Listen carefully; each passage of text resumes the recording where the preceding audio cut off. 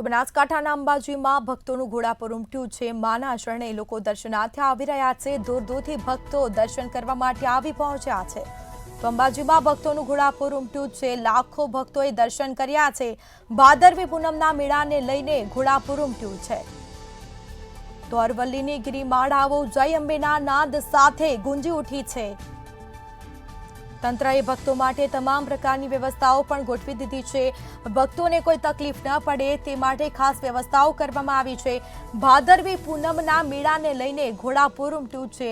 પગપાળા જે યાત્રિકો જાય છે મા અંબાના દર્શન કરવા માટે તે માટે ખાસ વ્યવસ્થાઓ કરવામાં આવી છે। રસ્તા પર કેમ્પનું પણ આયોજન કરવામાં આવ્યું છે। લોકોને જમવા માટે કોઈ તકલીફ ન પડે તે માટે પૂરતી વ્યવસ્થાઓ કરી દેવામાં આવી છે તંત્ર દ્વારા।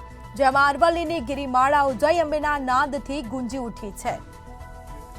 તો લાખો ભક્તો મા અંબાના દર્શનાર્થે આવી રહ્યા છે। તંત્રએ પણ ભક્તો માટે તમામ પ્રકારની ખાસ તૈયારીઓ કરી છે। ભાદરવી પૂનમના મેળાને લઈને ભક્તો મા અંબાના શરણે જાય છે અને ત્યાં પ્રાર્થના કરી દર્શન કરી ધન્યતા અનુભવી રહ્યા છે। બનાસકાંઠાના અંબાજીમાં ભક્તોનું ઘોડાપુર ઉમટ્યું છે।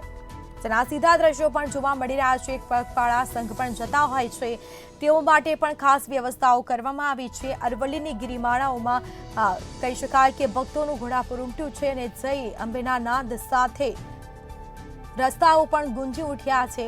તંત્ર દ્વારા પણ તમામ તૈયારીઓ કરવામાં આવી છે। ભાદરવી પૂનમના મેળાને લઈને ઘોડાપુર ઉમટ્યું છે તો ભક્તોમાં પણ એક ખુશીનો માહોલ જોવા મળ્યો છે।